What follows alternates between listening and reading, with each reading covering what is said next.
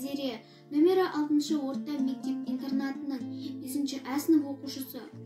Оқуға құштар мектеп челленджін Сатай Батыр мектебінен қабыл алдым. Мен осы қысқы демалыс кезінде кітапханаға барып, жаңа әкелінген кітаптарды алып оқыдым. Олар Қарша қыз,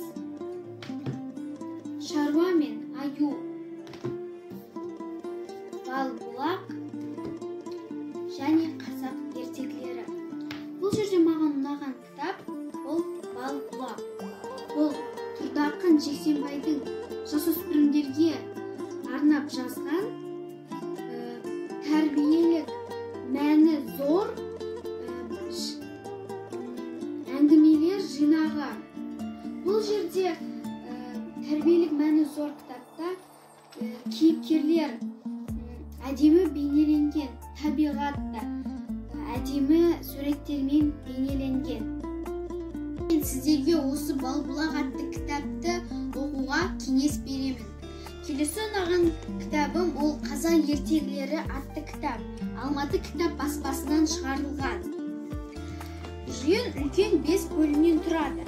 Олар қиял ғажайып ертегілер, хайуанаттар туралы ертегілер, тұрмыс-салт ертегілері, сосын аңыз ертегілер және де өтірік әңгімелер. Бұл жерде кейіпкерлер түрлі түсті бояулармен бейнеленген. Маған бұл жерде ұнаған ертегілер ол қиял ғажайып ертегілерден ер төстік және де хайуанаттар туралы ертегілерден бөдененің құйрығы неге келді. Мен Тұрсынәлі Индигай нөмір 6 орта мектеп-интернаты коммуналдық мемлекеттік мекемесінің 3 Б сынып оқушысымын. Мен кітапханадан Қарша қыз атты орыс халық ертегісін алып оқыдым. Бұл ертегіде ата мен әже өмір сүріпті, олардың қызы болыпты. Бір жылы қыста ата мен әже қара қыз жасапты. Бір кезде қызға жан бітіп тірі, бір кезде қызға жан бітіп көзін ашыпты. Ата мен әже таң қалып сейіліп тұрып қалады.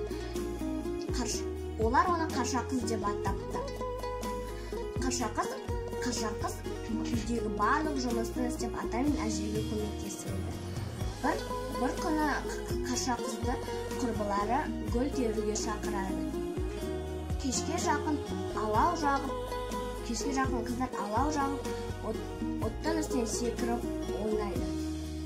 Қарша қыз да секіргенде аттақ бу шығып бұлтқа айналып кетеді. Мен сіздерді кітапханаға кітап алып оқуға шақырамын. Мен енді сіздерге осы ертегіні айтып берейін. Ол былай басталған екен. Ертеде бір биік тау болыпты. Одан ешбір құс ұшып өте алмапты. Бүркіт те, қыран құс та. Енді құстар айтыпты. Енді кім қалды деген кезде бөдене тәуекел депті. Сосын ұшқандап ұша алмапты. Ызаланған бөдене кеудесімен тауды соққан кезде таудың арғы бетіне ұшып өтіпті. Енді мынандай аңыз бар. Бөдене қонған кезде аяғымен емес, көкірегін жерге соғып барып қонады екен. Ал құйрығы неге келсе десеңіздер, сол тауда шұңқырда соғылып қалып қалыпты. Ал бұрындары бөдененің құйрығы ұзын болды. Енді мен сіздерге осындай қызықты ертегілер бар кітаптарды алып оқуға шақырамын.